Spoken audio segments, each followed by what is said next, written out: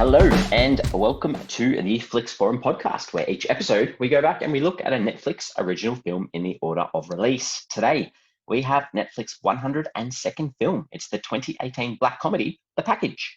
It's directed by Jake Szymanski. It stars Daniel Doheny, Geraldine Viswanathan, Sadie Calvano, Luke Spencer Roberts, and Eduardo Franco. I am Jesse, and MJ is here with me. How are you doing? I am here with you. Yes, I'm very well. I'm very well. How are you? Good. Yeah, a film that I think I can't see where we're going to go with this one. The Package. It could be an interesting chat, I'd say. You said last week when you announced what movie we were doing, you kind of spoke about you knowing. You're like, I remember this movie when it came out, and I remember the advertising for it. Did you know anything else apart from that? Because I didn't know anything about this movie. Yeah, I will. If you want to watch this film and you don't know anything about it, hit pause, come back. We're going to spoil it from right off. Just for me to answer that. So yes, cool. I knew the gist of the film. I knew that it had to do with a guy having his genitals cut off. I knew that. So that was the gist of the film, I guess. Fair enough. Yeah, I didn't know. And you know what? I actually watched a trailer for it after I watched the film, just pottering around the internet, looking at some research on it. And I watched the trailer. The trailer doesn't actually one of the trailers, I'm assuming it's the first one, doesn't actually mention that he cuts his penis off. And I think that's kind of clever because if you can do enough to get people in, it's a nice little surprise. Because I didn't know he cut his penis. But we'll get to all that. Good. Well, we may have already done our fast flicks, but do you have anything different to say to quickly summarize this film? Yeah, well, formally, my fast flicks is about this film. So when their friend accidentally cuts his dick off whilst camping, a group of teenagers have a race against time to get it back to the hospital before it's too late to reattach it. That's kind of the premise of the film. Imagine pitching this. Oh, my God. Yeah, I've similarly gone that it's about a camping trip that turns to disaster when a phallus is cut off. Nice. Good use. I think I'm going to use the word dick and penis a lot more than I normally do in most podcasts. Yeah, I thought about trying to count how many times or how many different jokes or references there were throughout, but I think that just got too much. It's a common thread of the film. Like they literally have it in their hands for the majority of the film. All right. Well, what have you been able to work out about how this one was made? What's some info you've got for us? I got a little bit. It's not too exciting, but it was announced in January 2017 that Netflix had won a bidding war. Like it was a genuine bidding war. So Netflix beat out 5 other companies to land the project. At that point, it was known as the eggplant emoji. And it was based on a spec by Kevin Burrows and Matt Mida.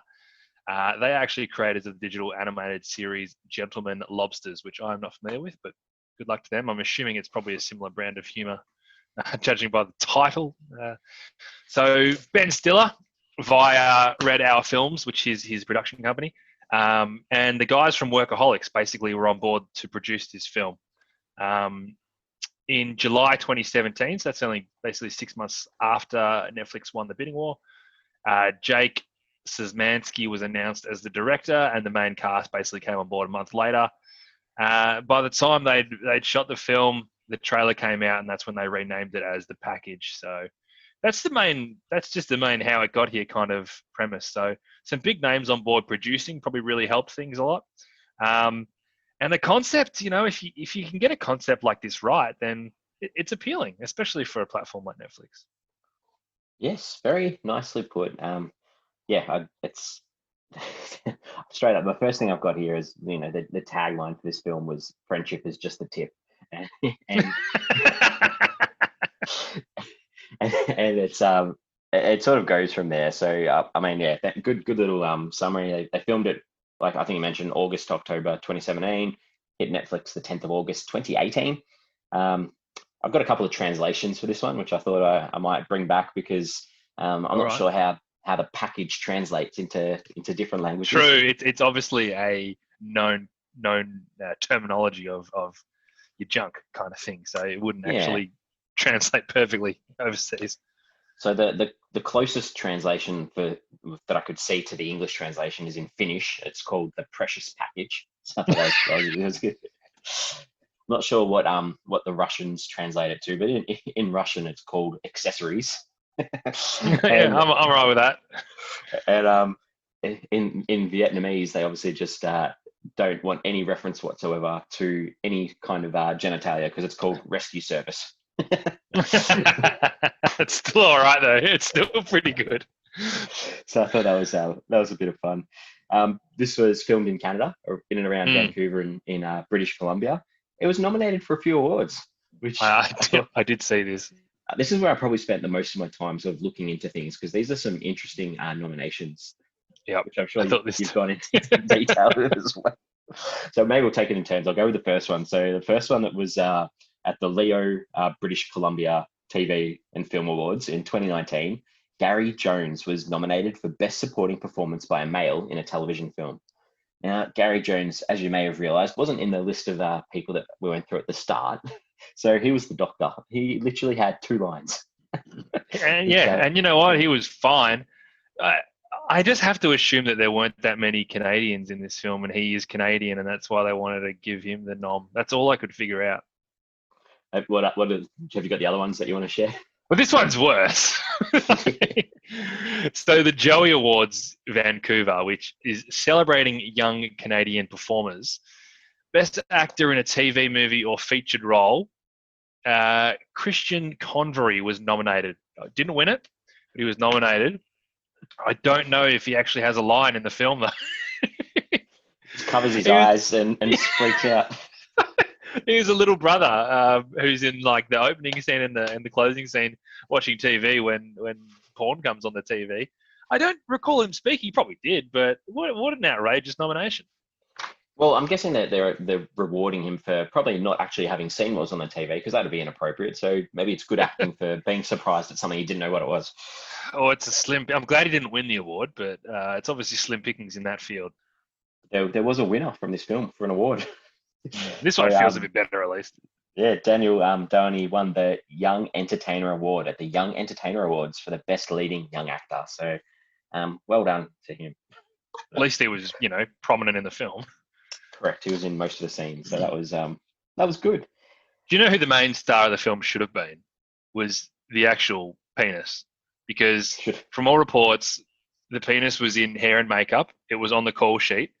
And if you hear what the other cast have to say, they basically said it was the hero of the whole film. Like they would get in hair and makeup after the penis got in hair and makeup, and it was always the known quantity on set. So hilarious. I don't know if I'm going to be able to continue this. This is getting. Who would have thought? What I like about this is, regardless of whether you like it or don't like it, and I must admit, when I watched the opening credits and I saw the Workaholic Boys come up, I thought, oh, this is going to be a tough one for Jesse. Whether you like this or don't like this is going to be a very fun conversation. Okay, good. Well, I guess we can talk about some consensus on what other people thought before we talk about what we think. So what have you got for us? Yeah, so it's a 5.5 out of 10 on IMDb of 13,000 ratings. Pretty somewhat respectable for a comedy that's obviously very jarring. I think they'd probably take 5.5. It's a 2.3 out of 5 on Letterboxd, nearly 9,000 ratings for that one. So a bit more tempered on Letterboxd, but you know what? Like, this is a very easy half-star movie, right? This is very easy to just go, this movie sucked, bang, half a star. So I think you take those numbers. They're not great, but you take them. Yeah, I think you've made that case quite well. Google users 84% like this film, and over on Rotten Tomatoes we had 42% from the critics on 19 reviews, so that's rotten. And the audience that's a huge result from the critics, though. Yeah, the audience only had it a little bit higher, and that was at 50%, and that was nearly 400. So yes, we'll lead into it. MJ, what are your thoughts on this one? Did you have a percentage match? Actually, I had a percentage match. No, I didn't. What did you have? I had 71, which is fine. It's not something that you would be drawn to, but I had a 71% match from Netflix saying that they think that I probably will like this film. It's good segue again, which I didn't even mean to do, but I told you I knew nothing about it. I was really wondering what this movie was about until he cut his dick off. And then I was kind of like, well, that explains the fact that there's been no plot up to this point. And then I was kind of like, this is something very, very different. And I'm okay with it, and let's, I'm going to jump on the train and see how we go. So once I was on board with that concept and therefore understood the level of ridiculousness that they were going to go to, I really enjoyed it. I laughed a lot. Sometimes I was like squirming and laughing so much because every time they do something with that penis, it was, it gives you a visceral response. But I was actually super okay with everything that was in this film. I think it actually worked, and I had a good time watching it. Okay, good. Yeah, I had some laughs along the way, but yeah, unfortunately for me, this is a lot like a lot of the Netflix original comedies that we've done. There's just too much that didn't land for me. So there were things that did, a lot that didn't. And a dick joke does not make a movie for me. That's where we're going. That's a good point. That's a good point, because this is a 80-minute dick joke or 90-minute dick joke. I can't remember how long. It really is. It's like, it is.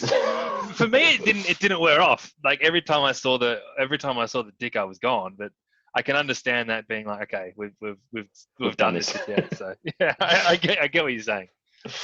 Okay, let's do the characters. There's 5 characters I think that we need to talk about in varying contexts, and I want you to start off because I don't really have an awful lot about any of them really that needs to be discussed, I guess. Yeah, it's a good point. So we'll start with Sean. Sean was played by Daniel Doheny. And the whole Alex Strangelove thing I found really tough to shake. Obviously, he was the star of Alex Strangelove, which we covered on the podcast. Very, very different movie than this. But I didn't really like him in Alex Strangelove. I didn't really like his performance in Alex Strangelove. So that was carried over to this, unfairly, of course. So initially it was tough to shake, but I kind of got over it eventually. And I think as a character, Sean, he did the whole kind of like wiener, awkward, but a little bit handsome thing kind of well. It's not the sort of character that you're going to remember, but it worked enough. Yep. Yeah. I mean, they tried to set him up as the nerd, I guess. They tried to stick with these stereotypes, I guess, for these characters. And this whole story is only back for the week, and it was just, I didn't like how obvious they made it straight up that he's into Becky. Didn't like the way that he dealt with her ex. It was never going to go well. It was too cliche. It's too obvious. A lot of this film was. A lot of this film was of the text. I don't know. I just thought a lot of the obvious things in this sort of frustrated me a bit. But outside of the jarringness of what was happening, there wasn't a lot to the story and the characters. Yeah, that's for sure. Not at all. Yeah, good. Well, yeah, I put Donnie in next because he's Sean's best mate. Used to date Sarah, and that's how he gets Sarah along, I guess. Yeah, I don't know. I didn't really get to know much about him, really. I found him really funny. That's probably, I found him funny from the start, but then he kind of annoyed me that he was a pretty shit friend. From time to time, he did the wrong thing from time to time, because that annoyed me because I was sort of on board with him. I liked the fact that he didn't want to disrupt the boys' trip. I liked the fact that he was hanging shit on Sean for not making a move on Becky. That kind of stuff worked with me. But then he did some really questionable things which I didn't like. And also, it never made a hell of a lot of sense with him and Sarah. Like, I don't know what she's interested in with him.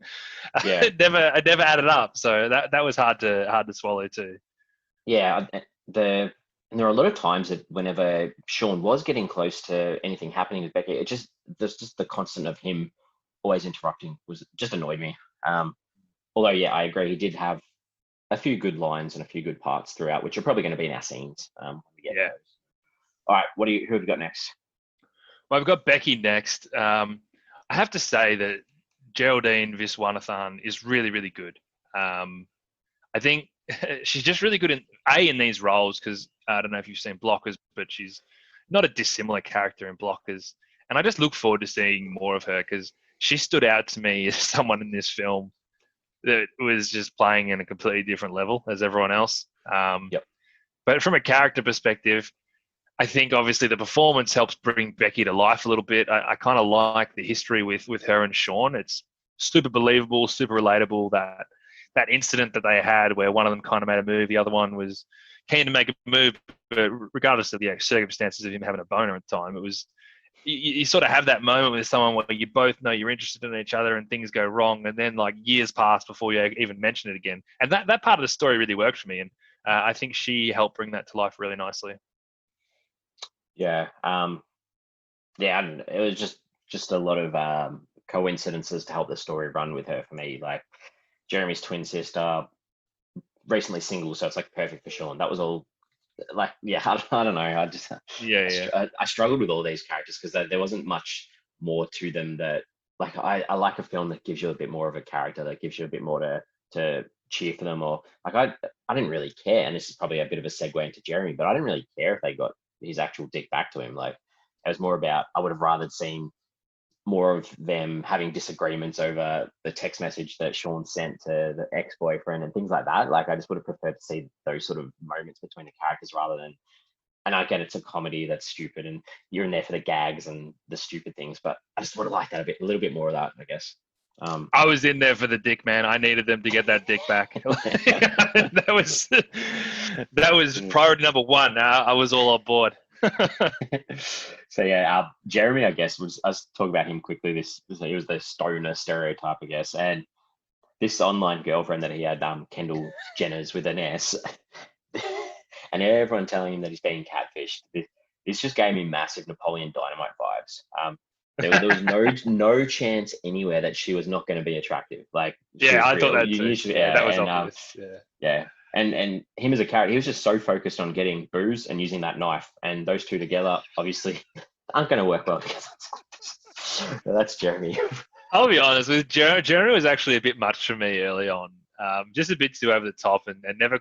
I just didn't think he was that funny. But when they basically took him out of the main story, it made a lot more sense, and it worked a lot better. It's kind of okay to have this larger than life guy who was a genuine idiot being the guy who cuts his penis off that they have to retrieve. So that kind of worked. If he was in the movie with them on the journey the whole time, he would have driven me crazy. But I think it kind of worked that they took him out of it. Yeah, it's a bit full on. And then the only other character really is Sarah, I guess. And all you need to know about her is that she's Donnie's ex and Becky's friend.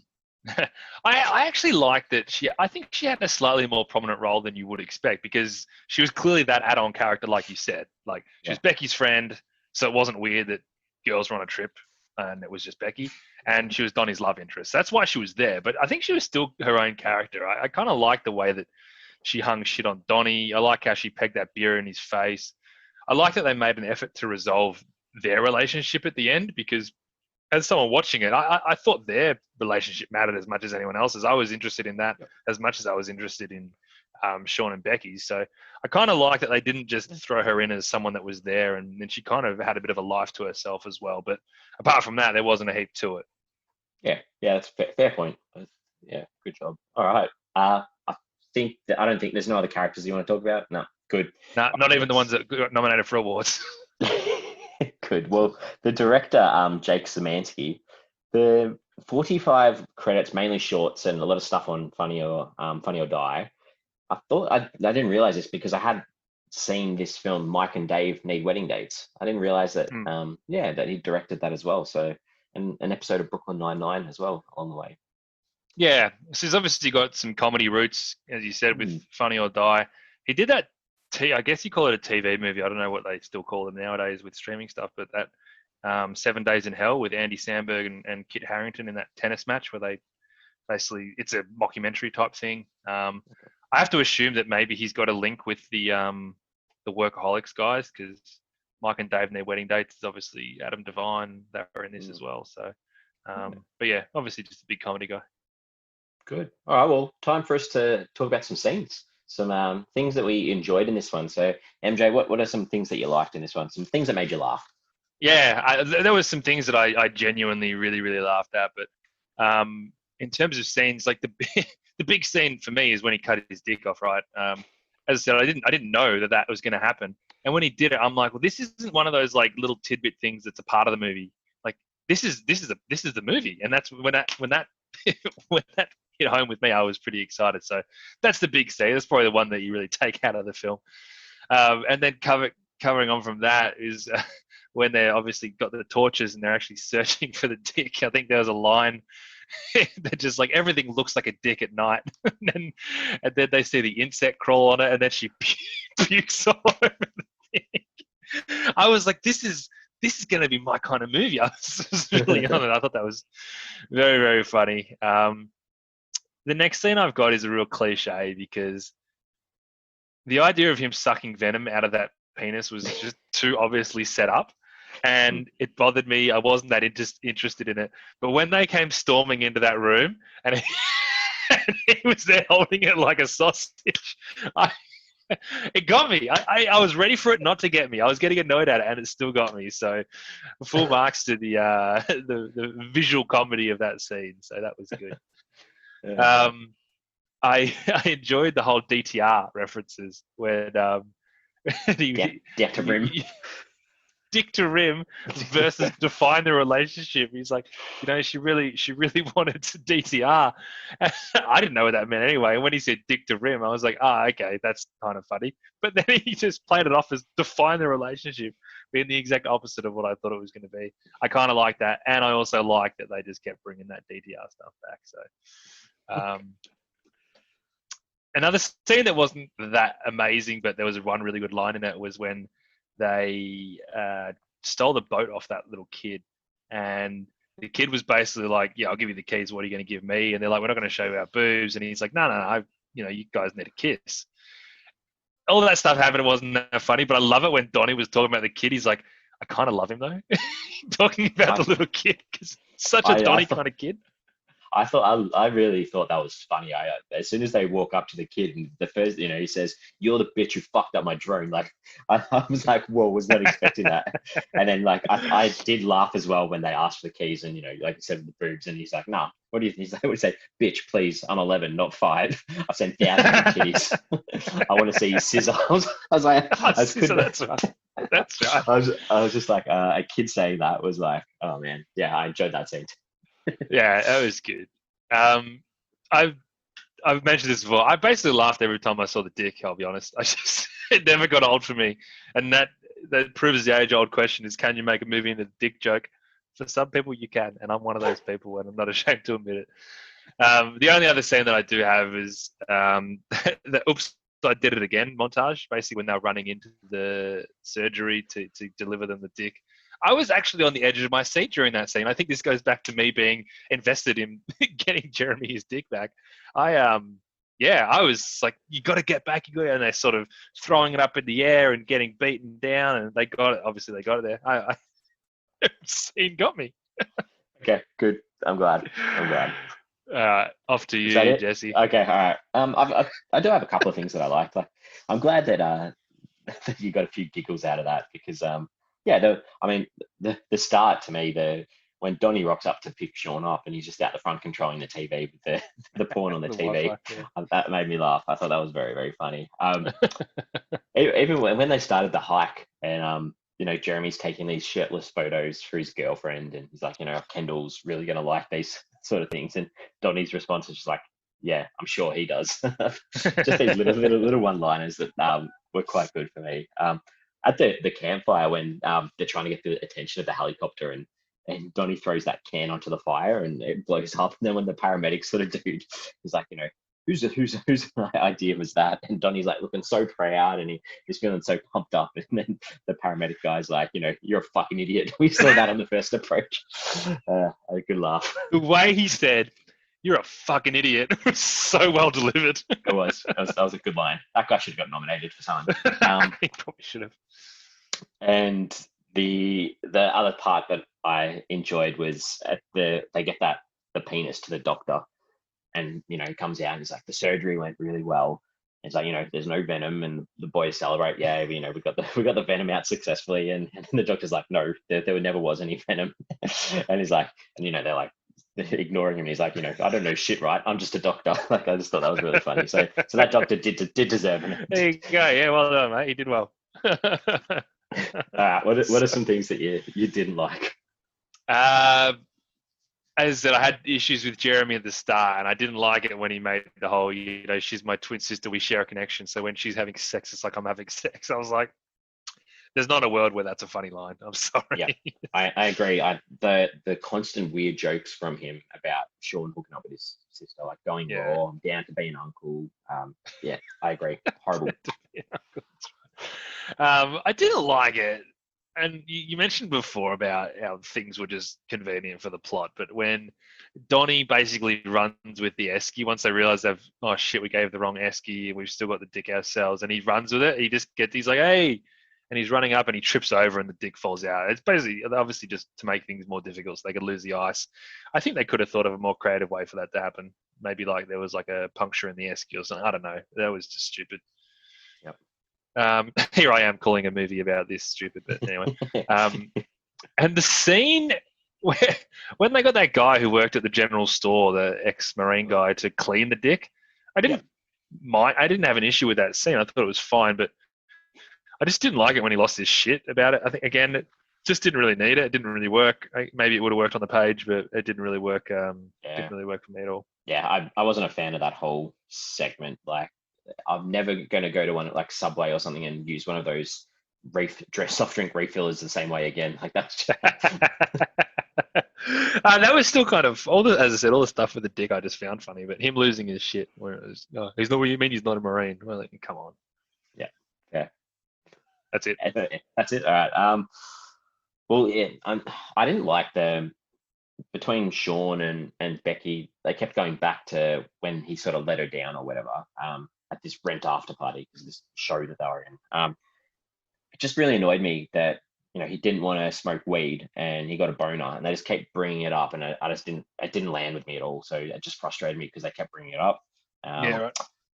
I know you like this, but the references to Britney Spears is "Oops, I Did It Again," like from the campfire where they're singing it, and then obviously when they get to that at the end of the hospital. Yeah, I love me some Britney. Like I love. Yeah, Britney. you do. I was thinking of you when it was happening. I was like, maybe Jesse will like this new fun version of it. I wanted to be into it, but I just couldn't be into it. Yeah. Hashtag save Britney. And then the you like this as well, but that Rangers lookout station where they're saying who's going to suck the venom out of this dick, and just about how they were talking about how Becky should do it because she had it in her mouth in the womb. I forgot about that. It's pretty obvious it should be Becky, right? So we have that, and then we actually see Sean do it, which I was like, yeah, it didn't land. But then we have to see Donnie get his mouth stuck in the toilet at the end as well. I was like, it's just like didn't need that much. That was an important theme of the film, Jesse. Doing, being there for your friends no matter what, even if you got to put their dick in your mouth in the middle of the toilet before it flushes. That's friendship. We're nearly into the themes. You've got the one there already. And then getting to that hospital and just handing that dick over. It was so obvious that they weren't at the right hospital, and that just really annoyed me. Yeah, I was like, something else is gonna happen. Yeah, that's me done. All right, well, I should have just segued before, but what are some things in this movie saying? Yeah, look, not a heap, but there is the whole notion of being there for your friends, and literally no matter what. And I guess on the flip side, from Jeremy's perspective, having faith that your friends will deliver for you, again, no matter what. So it goes both ways, the give and take from your friends. And that theme definitely works throughout the film, and it sort of brings it all together nicely. Apart from that, the only thing I could really think of is, the sort of subplot of the story being the whole honesty in relationships. It's basically with Sean and Becky, the whole thing that blew them up in the first place was that rent after party. All Sean had to do was be honest that he had a boner and he didn't want to embarrass himself, and it would have been fine. And then obviously the whole DTR stuff with Donnie and Sarah is literally defining the relationship. What is that honesty that they want with each other? So there's a little bit of that as well, but it's the whole friendship thing that works because the subplots were give or take. Yeah, you haven't left much for me. But yeah, I think there's probably that idea too of truthfulness that goes in with this forgiveness of being friends and stuff too, where not lying to each other's faces, and I didn't mind that the characters in general were respectful, even though that this was a very crass, pretty dirty movie. They were still kind to each other. There weren't any stages where they purposely were negative or derogatory to each other. So I kind of like that idea too. They didn't need to do that to make a film like that. So yeah, all right. Well, what did you take away from this one? I basically, if the concept is absurd, which it is, and the audience, sorry, not the audience, and the director and the cast and the whole crew is really going to lean into that absurd notion, then you've basically got my attention. So I think the concept created a really interesting storyline for me, because I knew it was going to be funny. And of course, I just wanted to see how that was going to play out. So if you get that concept right, and you just like, you know what, fuck it, this is the movie we're going to make, and we are going to make this movie the way that people would want this to be made, it can really work. Yeah. Okay. Yeah. To be honest, I stopped this movie halfway through to tell my wife the concept, because I was so like what a concept. And then she told me she already seen it, and she said that it sucked, but she was wrong. So. Well, yeah. I don't know. Maybe like I knew the story, and I'm not sure if it's. I think possibly one of the people we've had on the show before, Simo. I think from memory, he told me about this film. So I knew that a dick got cut off, and it was 28 minutes into the movie when that happened, and I was like, really? I'm like, okay, this film's resolved. I was like, okay, well, what's going to happen now? They took him on the helicopter. I was like, so the rest of the film's going to be about these guys just having a camping trip. And I didn't actually see that they'd given them the wrong esky. Like, I didn't predict that at all. So that sort of got me a little bit to be like, okay, cool, let's see what happens now. But at the same time, I was like, I can't believe there's another hour to go. And I hadn't seen this film in a while, but it reminded me of this film called Tomcats. I don't know if you've seen Tomcats. It was a sort of, when we were teenagers. Is it Jerry O'Connell?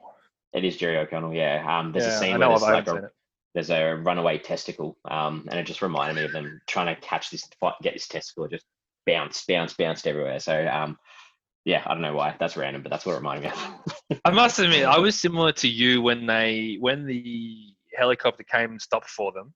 I was like, okay, that's case closed. Because the whole time I was thinking, oh shit, how are they going to do all this with a guy who's literally like bleeding to death?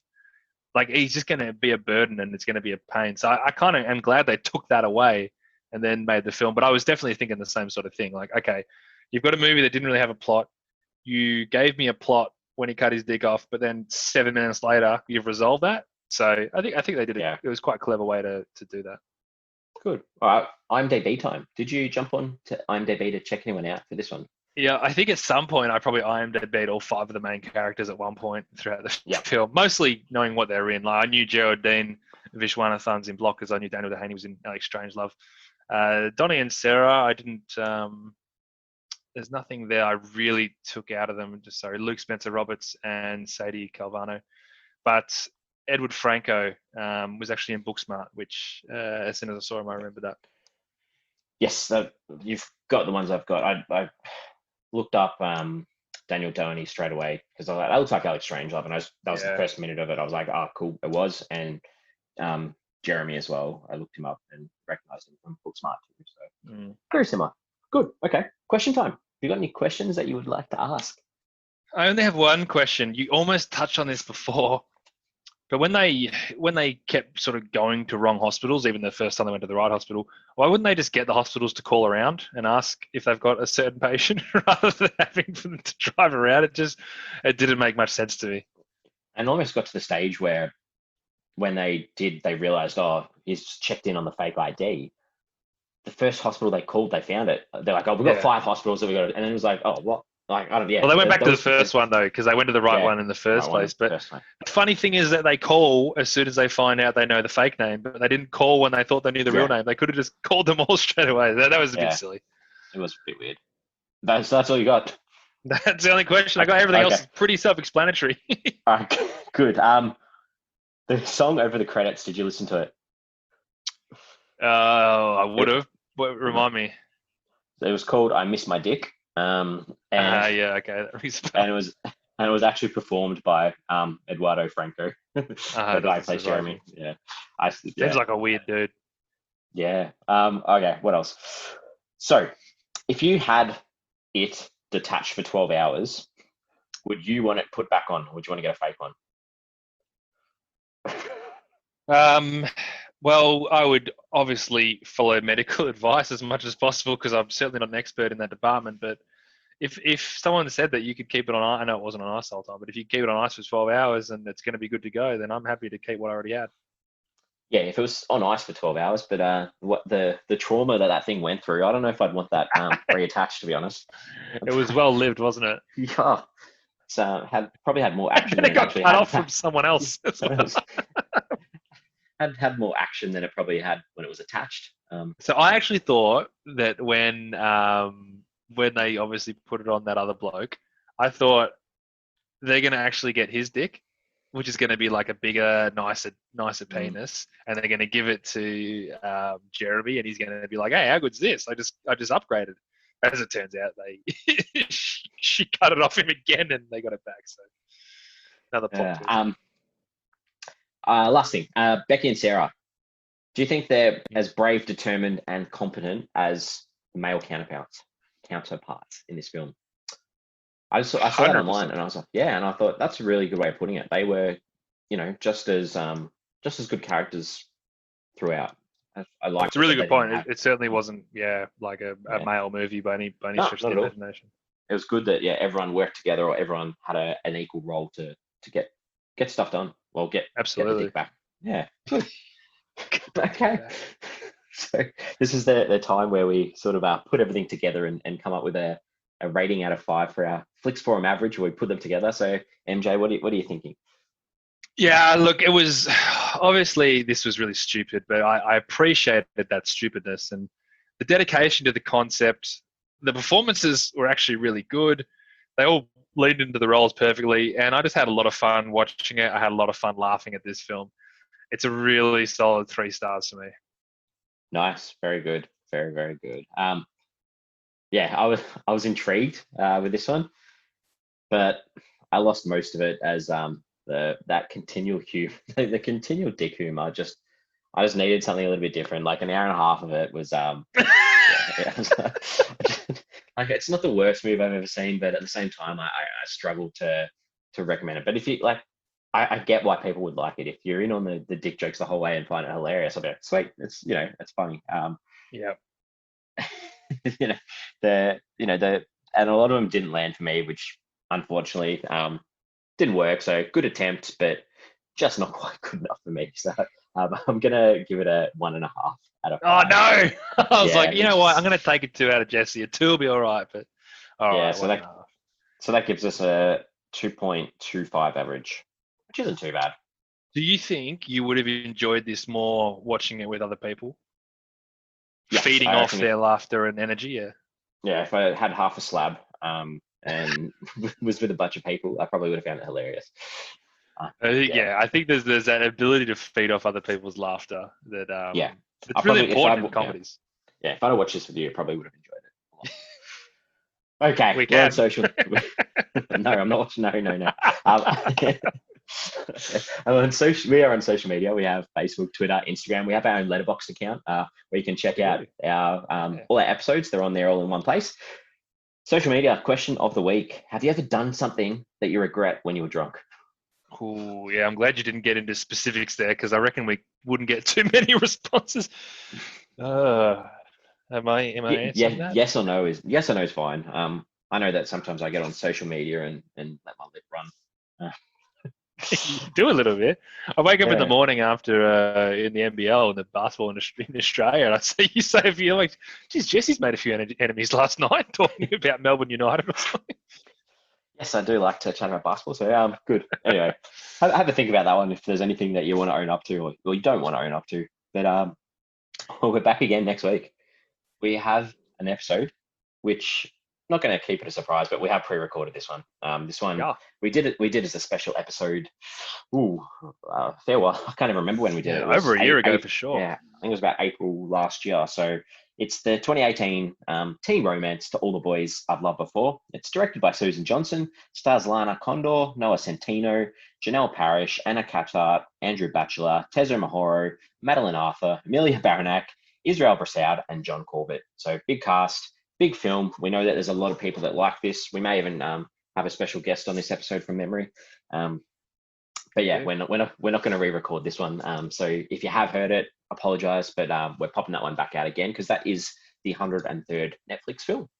So the reason we did it last year was because we went to a fan vote for a bonus episode, and To All the Boys I Loved Before from memory absolutely romped it in, won by a mile. So we did a bonus episode on that, and as it comes, we do this podcast chronologically, and that was the next movie that's come out from here. So it lives back. It's no longer a bonus episode. It's now episode 103. Correct. It's into the full catalogue. It's a normal episode. Beautiful. Well, I'm glad that you enjoyed the package, MJ. So thanks for making me relive a couple of things that I thought was funny. No, thank you for talking about it with me. This was awesome. As I said, when my wife said it was shit, I was like, I'm not gonna be able to talk to you about it. And then the movie finished, and I went to her, I'm like, how could you say that was shit? Like, that was everything that you could want out of a movie. Where like, you chose to watch that movie. Like, I didn't choose to watch it. It was awesome. Good. All right. Well, I will see you very, very soon. You certainly will, mate. Chat to you later.